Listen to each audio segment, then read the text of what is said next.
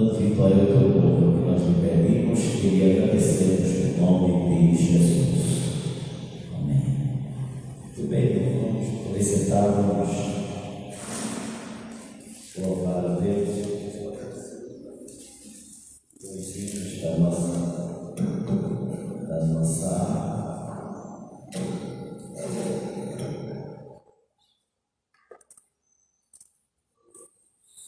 e de número 26.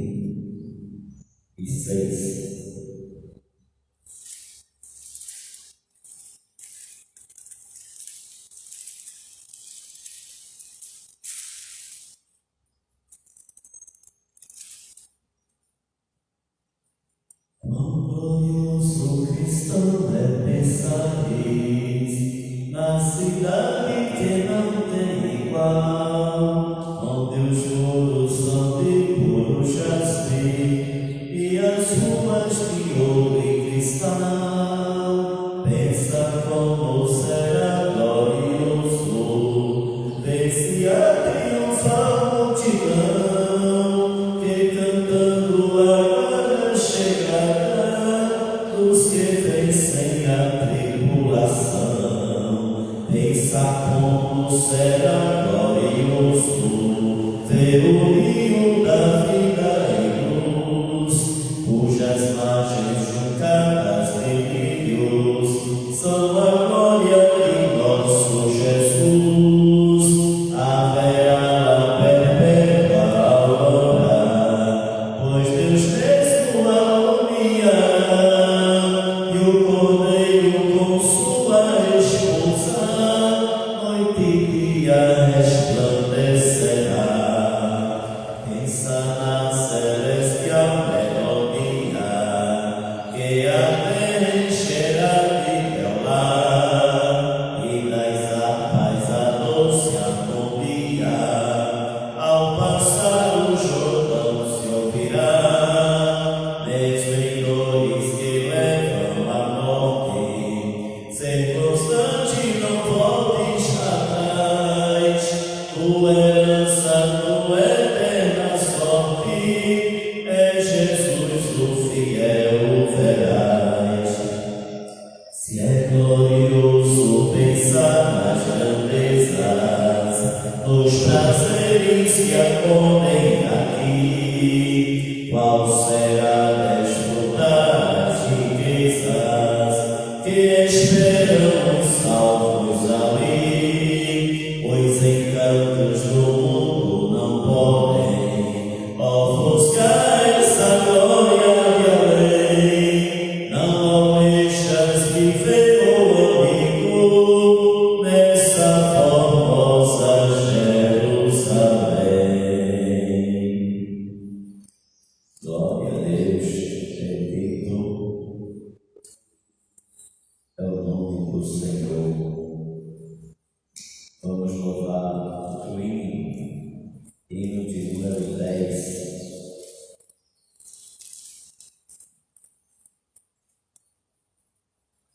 Glória a Deus, o Pai eterno, cujo trono é os céus, o universo lhe pertence.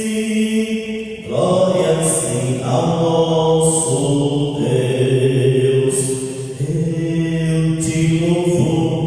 Eu te louvo, ó Jesus, meu Salvador. Dai-lhe glórias, ó benignos, pois seu sangue limpa o pecador. Glória ao Filho muito amado, que merece o louvor. Demos glória ao seu nome, ao Cordeiro, ao Redentor.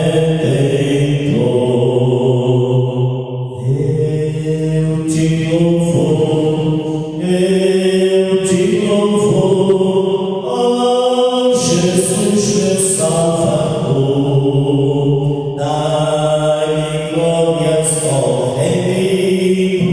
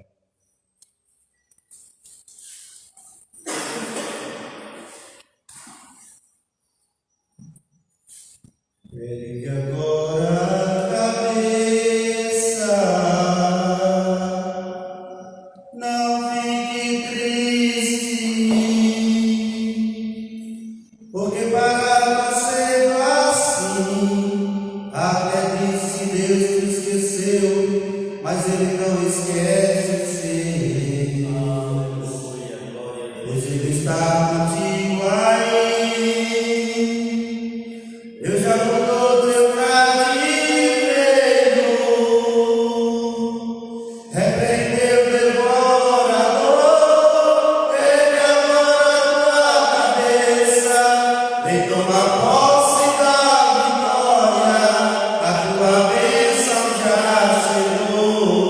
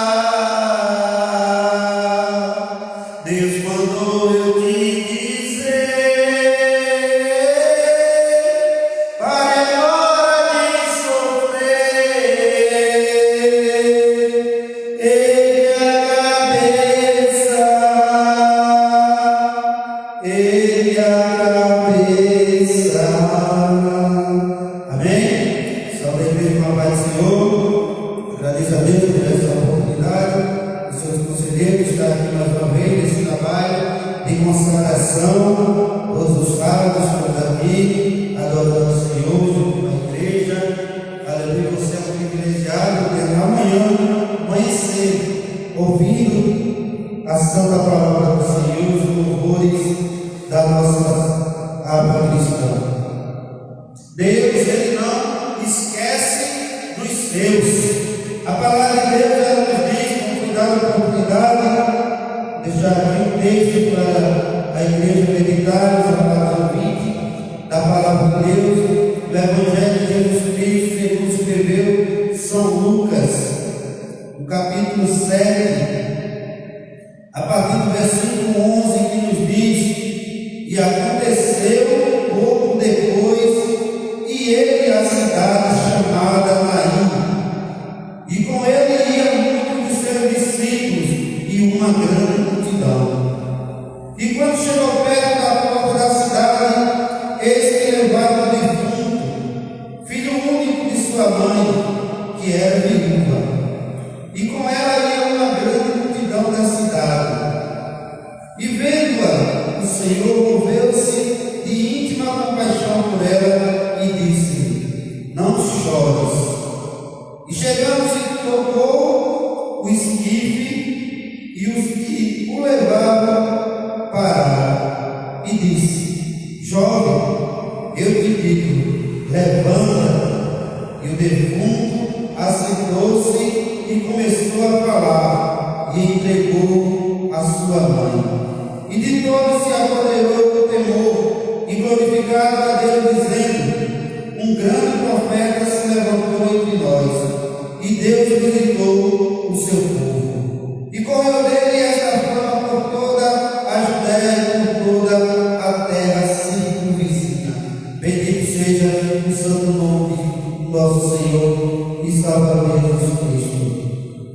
Deus, Ele sempre tem lembrado, aleluia, do seu povo. E nesse momento, essa mulher viúva da cidade chamada Naim, ela está passando por um processo que aos olhos do homem seria impossível ela receber uma bênção ou uma graça. Porque o texto diz que essa mulher era uma mulher viúva.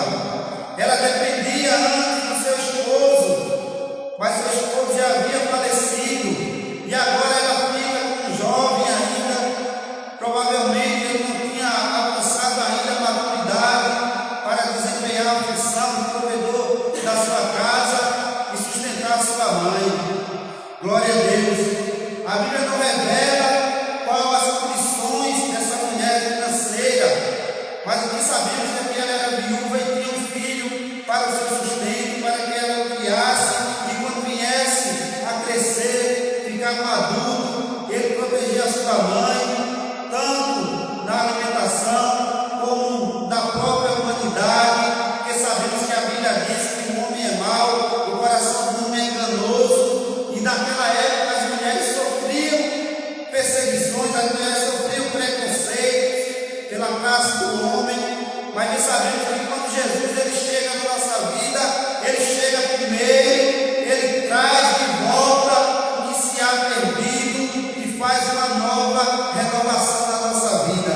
E quando ele chegou nessa cidade, ele chegou logo ali no caminho, na porta da cidade, e viu aquele velório acontecendo, aquele cortejo que estava a passar. E quando ele viu aquela mulher chorando, vendo a sua única esperança de um futuro melhor indo embora, Jesus se moveu de íntima compaixão para com ela, porque o coração de Jesus ele é assim, ele é amoroso, ele se compadece do nosso sofrimento. E chegou logo perto, se aproximou daquela multidão e tocou naquele caixão e deu ordem para aquele jovem se levantar, e o milagre aconteceu na vida daquela mulher. Jesus chegou para ela e disse: mulher, não chores. Nessa manhã, Jesus está querendo tocar, não no caixão, não na esquife, mas Jesus está querendo tocar no seu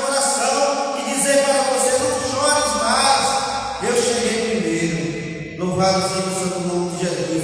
A multidão ela ficou maravilhada com aquilo que havia acontecido e disse: hoje levantou um profeta nessa terra. Jesus Cristo ele é mais do que um profeta. Jesus Cristo ele é Salvador. Ele veio para buscar e salvar o que se havia perdido. Eu agradeço a oportunidade.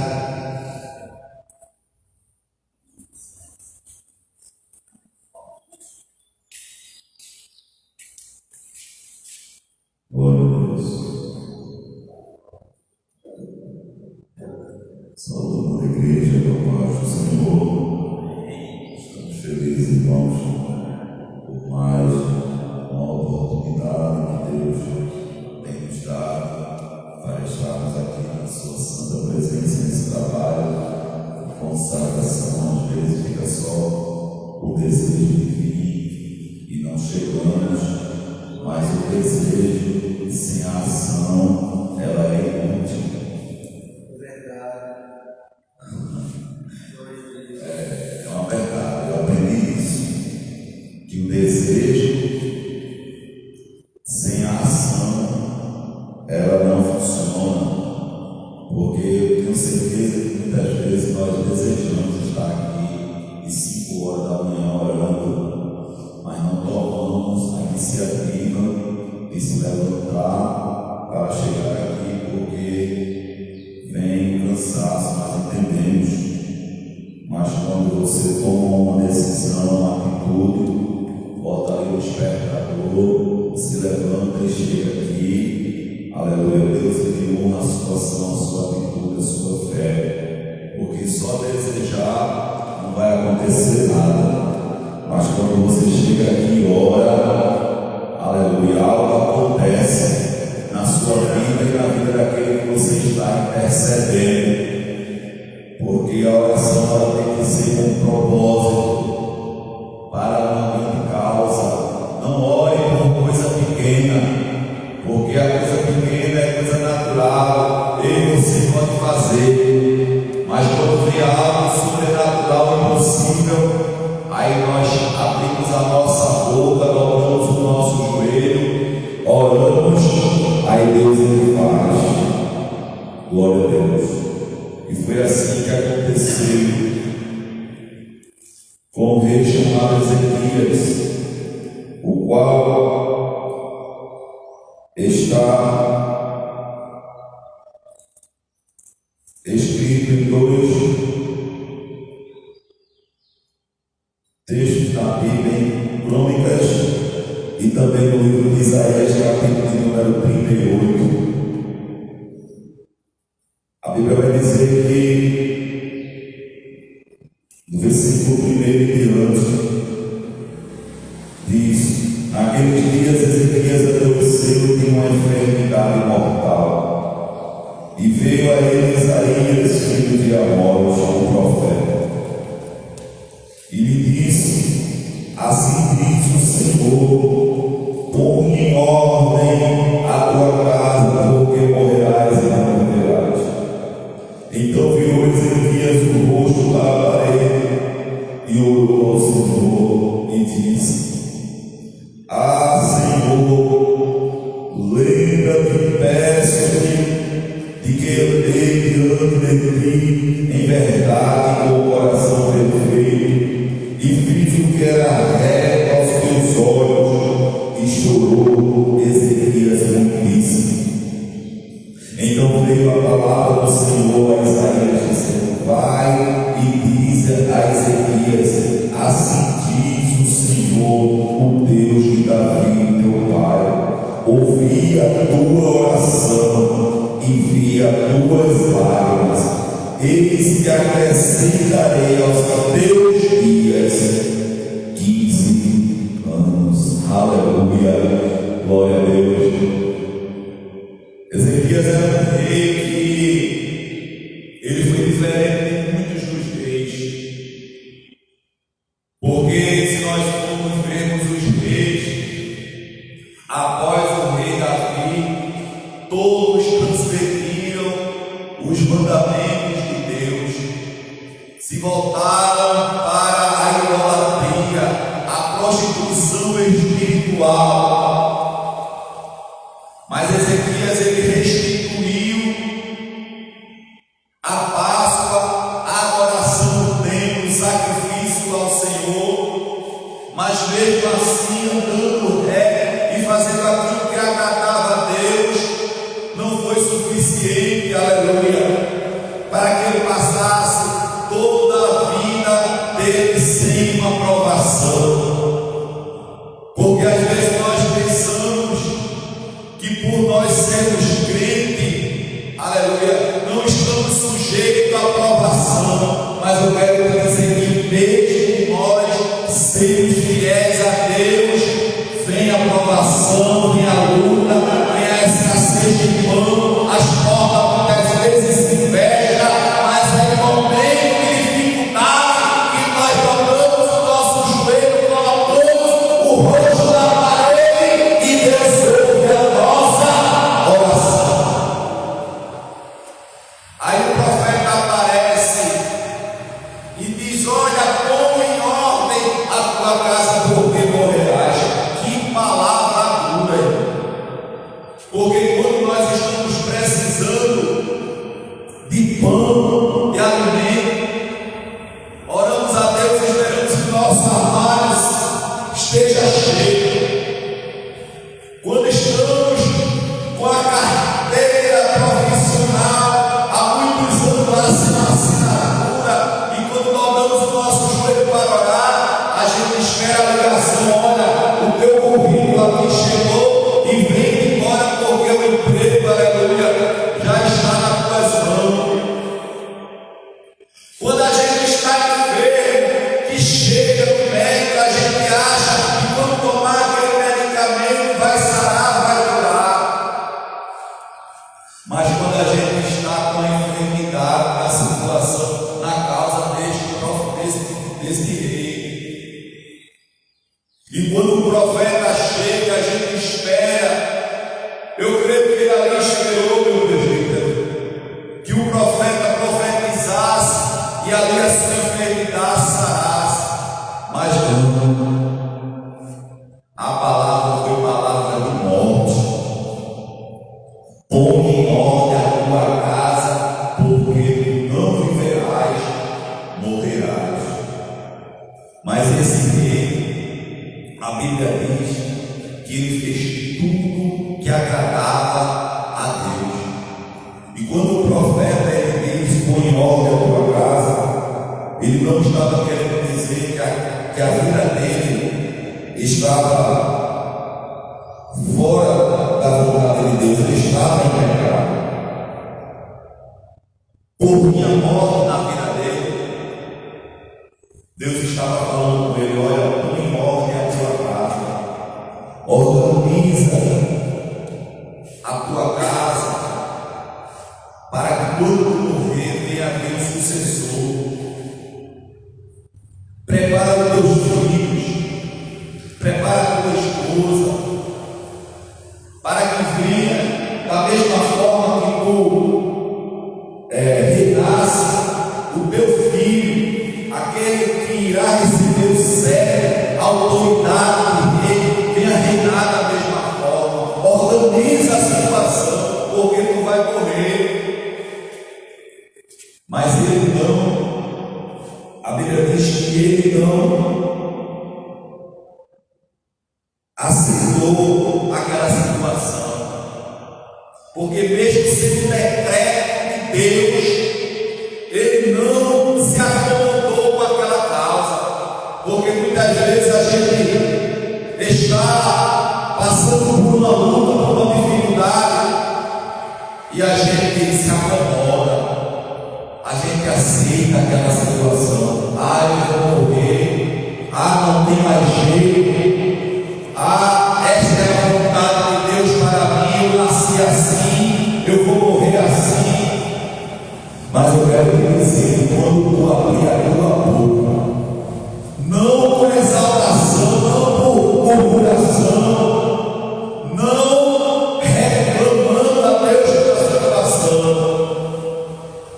mas com humilhação, eu quero te dizer que o céu se abre. A Bíblia diz que Ezequias colocou o rosto na parede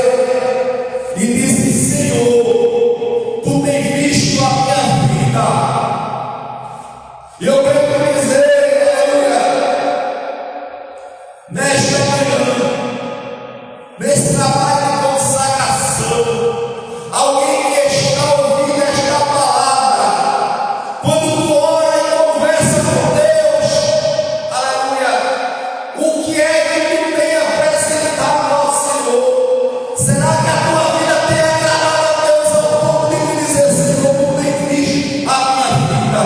E Ezequias era um homem íntegro, que agradava a Deus e tinha uma vida de retidão diante do Senhor. A Bíblia diz que quando ele orou, chorou, o profeta voltou e a palavra que era de maldição foi palavra de vitória. O profeta disse: Deus ouviu o teu clamor, devolverá a tua saúde e te dará mais 15 anos.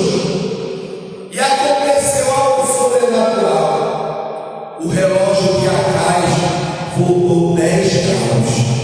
Sabe o que é isso, irmão? Aquele tempo que o profeta entrou no palácio e profetizou que ele ia morrer, não existia mais. Ele deixou um sinal para dizer que a palavra que era de morte agora é a palavra de vida, palavra de vitória.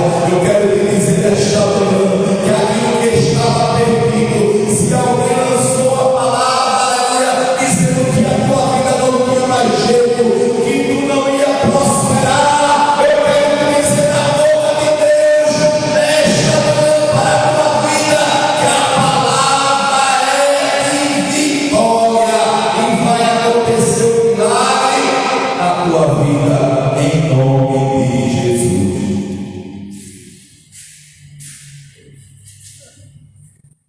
Amém. Graças a Deus, irmãos, pela boa palavra que acabamos de ouvir, tanto do irmão Gilson como do nosso diácono Sérgio, né?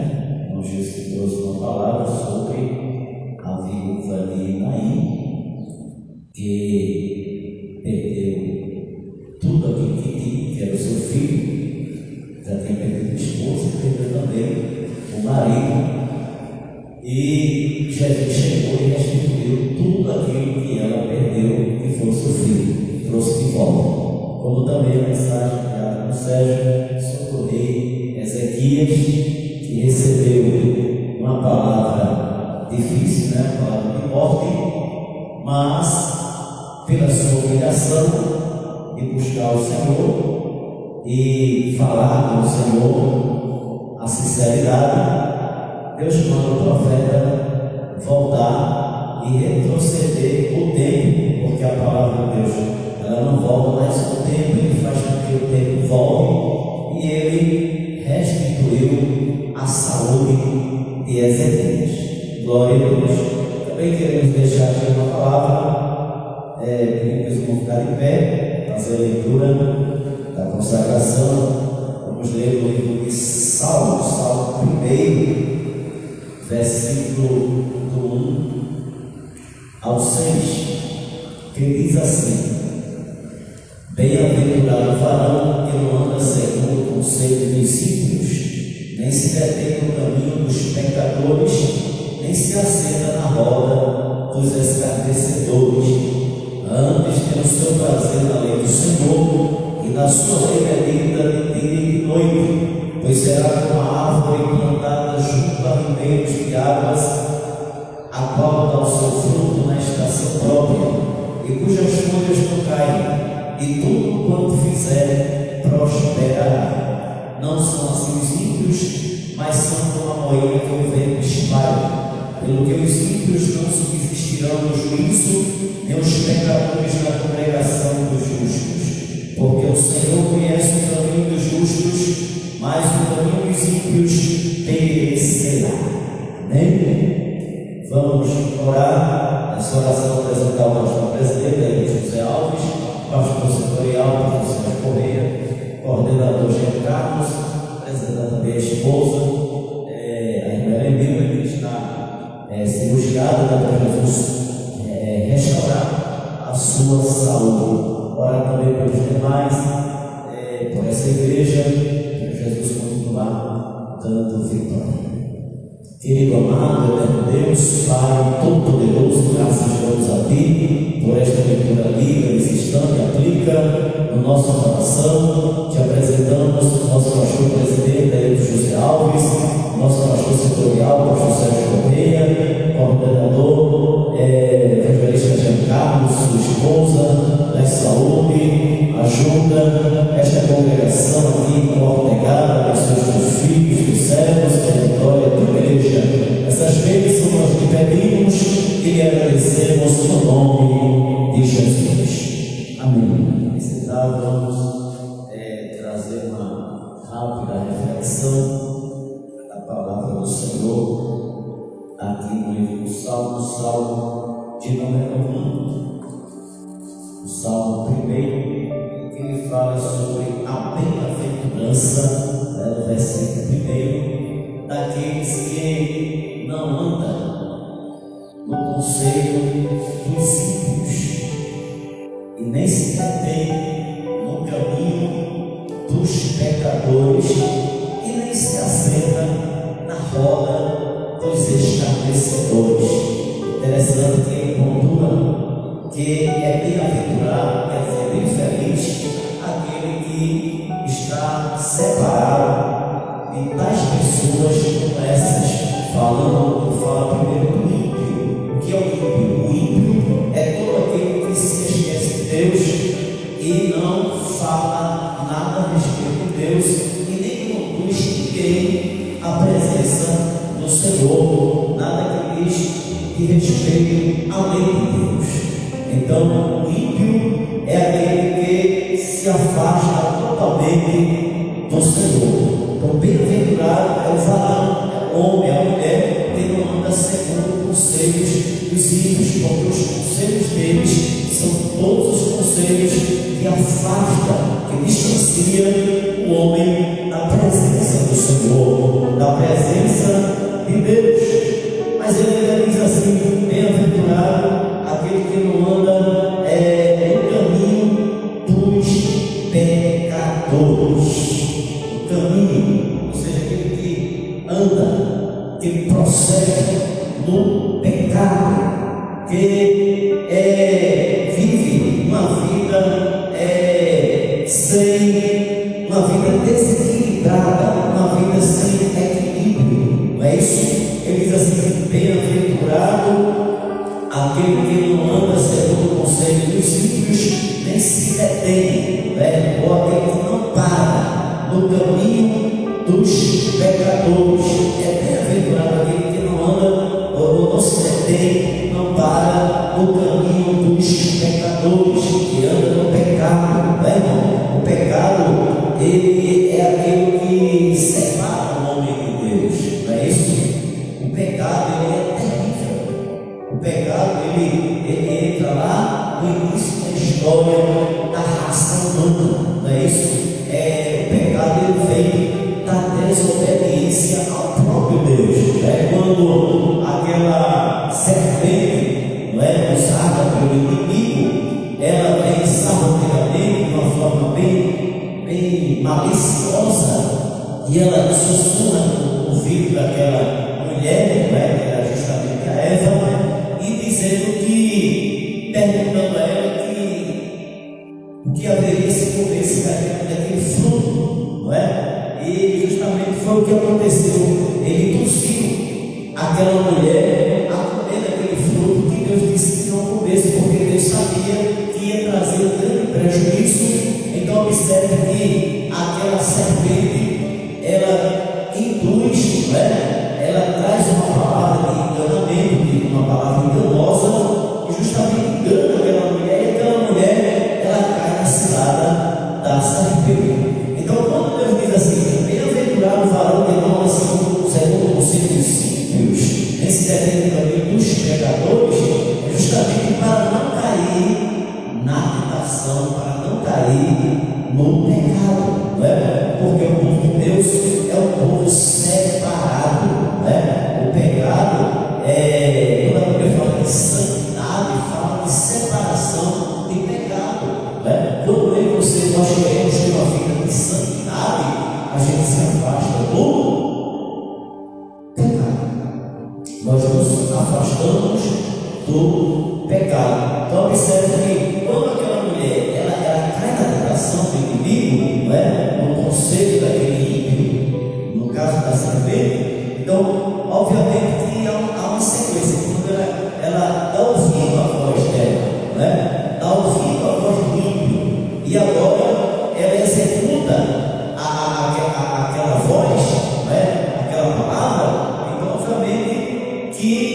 ela pecou.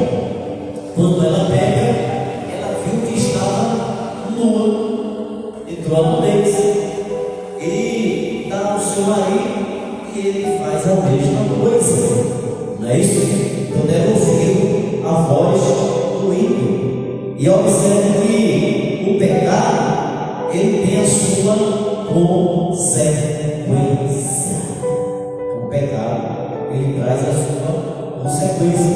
Por isso que devemos nos afastar do caminho dos pecadores, porque com certeza vai haver uma dificuldade para aqueles que andar do caminho do pecador, se meter no caminho do pecador, porque com certeza ele vai ser induzido a pecar. E depois que peca, irmão, aí vem agora a retaliação, né? Vem agora a dificuldade. Aí observe ele diz assim: nem se detém no caminho dos pecadores, nem se assenta na roda dos escarnecedores. É outro tipo de pessoa que ele coloca seus argumentos, não é isso? Para tentar distanciar o homem da palavra de Deus ou dos ensinamentos do Senhor. Porque quando nós ouvimos a palavra de Deus, os ensinamentos de Deus, nós crescemos no conhecimento e na graça do Senhor. Mas quando o homem dá ouvido a esse escarnecedor, né, que é toda aquela gente que já falei que se esquece de Deus, que são ímpios e que eles tentam desviar a palavra, desviar o caminho do Senhor, não é isso? E o cristão, ele não deve compactuar ou estar presente em rodas, em volta de pessoas que não têm nada com Deus, ou que se levanta contra a palavra de Deus, não é isso? Aqui nós estamos dizendo que não devemos participar de trabalhos e algo semelhante. Nós estamos falando de compactuar com aquele que vem de encontro à palavra de Deus, contra os preceitos do Senhor, contra a lei de Deus, porque a lei de Deus, irmãos, ela tem que ser cumprida, não é? Lembramos lá de Moisés, ele sempre ensinou a palavra, a lei do Senhor, mas se levantava outras pessoas contra a lei de Moisés e tentava desviar aquela palavra para que o povo entrasse em caminho de pecado, não é? Porque tudo que sai da lei de Deus, da vontade de Deus, entra ou trilha um caminho que vai levar ao pecado, não é? Mas a palavra do Senhor nos alerta esta manhã, dizendo: bem-aventurado o varão que não se assenta na roda dos escarnecedores, não é? Não se assenta na roda dos escarnecedores para ouvir, não é? Aquelas pessoas escarnecedores, às vezes chegamos em ambiente e tem pessoas que estão falando mal da lei de Deus ou do próprio povo de Deus. Mas a Bíblia diz lá em Malaquias: olheis e vereis outra vez a diferença entre o que serve a Deus e o que não serve, entre o ímpio e o justo, entre o que serve a Deus e o que não serve. Então devemos ter essa experiência de não estarmos junto a pessoas que venham a falar mal das coisas de Deus. Se afaste, saia, né? Não esteja presente, não compactue com essas pessoas que levam as pessoas a se esfriar ou até mesmo sair da presença de Deus. Pelo contrário, ande com pessoas que falam as palavras agradáveis, né? Que falam as palavras que engrandecem a Deus, que glorificam a Deus, que exaltam a Deus. Então, são essas pessoas que a gente devemos estar próximo. Nunca pense que você está só, nunca pense, porque aquele profeta Elias, né? Ele estava numa caverna. Quando Deus disse: por que tu estás aqui, Elias? Ele disse: porque somente o resto desapareceu. Eu disse: não, ele está enganado. Ainda tem 7.000 que não se tornaram a Baal, não é? Ainda tem 7.000 que não entraram no caminho do pecado. Aonde tu estás, na redondeza que tu estás, ainda tem 7.000 que estão firmes, que estão de pé.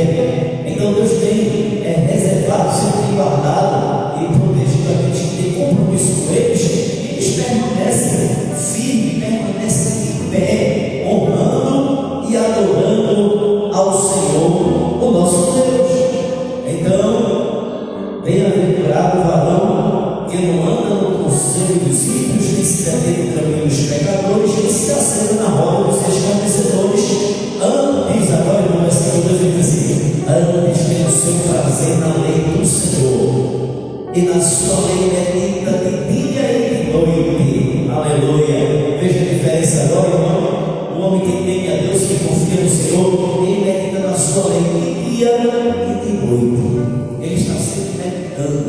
O que é meditar, irmão? Meditar é diferente. Ler é bom, mas meditar ainda é melhor. Porque quando eu medito, eu estou pensando em Deus, né? Eu estou pensando no que Ele faz, no que Ele opera, no que Ele pode fazer, no que Ele já fez, no que Ele continua fazendo. Então, quando eu medito na palavra de Deus, eu começo a entender a grandeza de Deus. E quando eu começo a entender a grandeza de Deus, né, passo a conhecer um pouco dele. E quando eu passo a conhecer um pouco de Deus, eu me aproximo mais dele, e ele se aproxima mais de mim, porque eu estou me achegando a ele. Então, bem-aventurado, não é?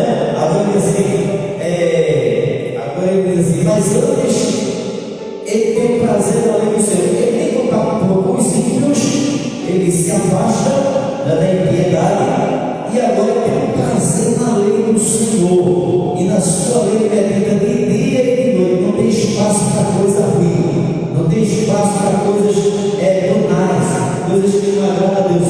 Ele tem o prazer na lei do Senhor, e ele vai crescendo cada dia mais, né? Ao versículo 3 ele diz assim: pois será uma árvore plantada junto a ribeiros de águas, o qual dá o seu fruto na estação própria, e cujas folhas não caem, e tudo quanto fizer prosperará. Glória ao nome do Senhor. Ele é uma árvore plantada junto a ribeiros, né?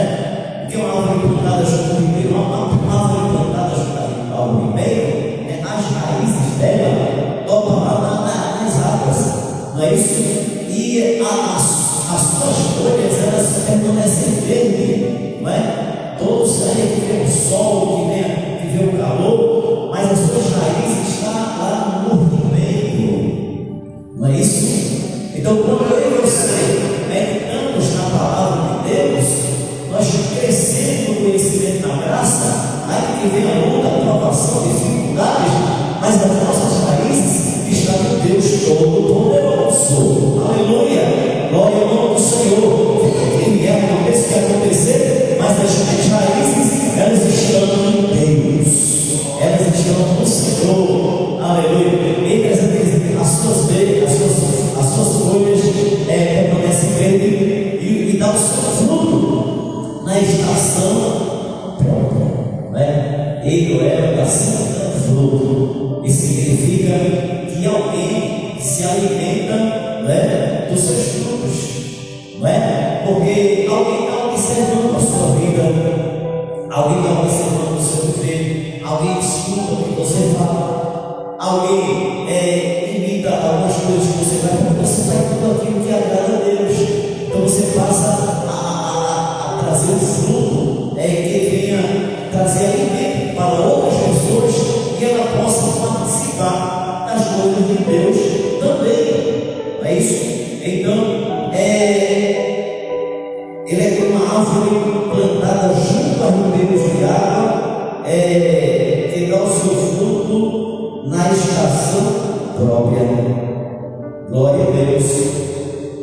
Dá o seu fruto na estação própria, e cujas folhas não caem, e tudo quanto fizer prosperará, não é? Porque a Bíblia fala de fruto, o fruto, irmãos, que é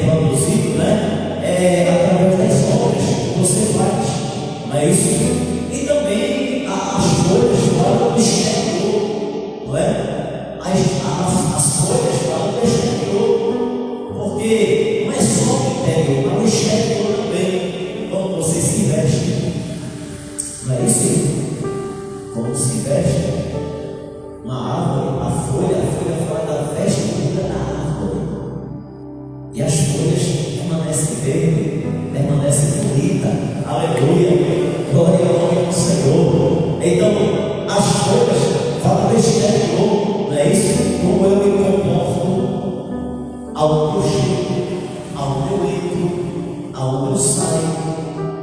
Fala isso. O Evangelho, as folhas verdes, significa que o lugar onde eu chego, onde eu vou, é aonde você chega, as pessoas se sentem bem com a sua presença. Glória a Deus. Não é? Você se comporta bem, você se veste decentemente. Glória a Deus. Não é isso? Então, devemos ter cuidado para não sermos iguais aos ímpios. É o que a Bíblia está dizendo, né? A gente está vencendo nomes difíceis. Desculpa, nós estamos vivendo dias difíceis nessa terra. Não é isso? Que há uma banalização muito grande, irmãos, com relação a vestes, né? Pessoas se exibindo o seu próprio corpo, mostrando, irmãos, mas não é assim que devemos nos portar. A Bíblia fala que devemos dar o seu fruto na estação própria, e cujas folhas ficam verdes e não caem. Aleluia. Glória ao nome do Senhor. Então, irmão, devemos ter todo cuidado, não andar com seus ímpios, nem se meter no caminho dos pecadores, nem se assentar na roda dos escarnecedores, mas ter o seu prazer na lei do Senhor, e na sua lei de dia e noite, e será como uma árvore plantada junto aos ribeiros, que dá o seu fruto na estação própria, e cujas folhas não caem, permanece verde. Aleluia. Então que Deus nos ajude, irmão, a gente permanecer na presença de Deus, fazendo o seu direito, fazendo a sua vontade, adorando a Ele, não é isso? E com certeza, todos aqueles que estão ao seu redor, ao seu lado, vai se sentir bem e vai ser beneficiado pela sua vida. Que Deus abençoe a todos em nome de Jesus. Queremos agradecer aos irmãos que chegaram e orar para aqueles que não vieram, para Deus despertar mais que possa também chegar para orar, né, irmão? Começamos aqui às 5 horas da manhã até às 7 horas. Concluímos agora, né? Uma hora é uma hora de oração e uma hora é para louvar e trazer uma reflexão da palavra de Deus que foi feita aqui. Então vamos ficar de pé e vamos agradecer. Querido amado e eterno Deus, Pai Todo-Poderoso, agradecemos a Ti, Senhor, por tudo que foi realizado aqui nesta manhã, por tua abençoa os teus filhos, os teus servos, a tua igreja, Senhor. Ó Deus, que este dia seja um dia de bênção e de vitória para o seu povo. Essas bênçãos eu lhe peço e agradeço no nome de Jesus.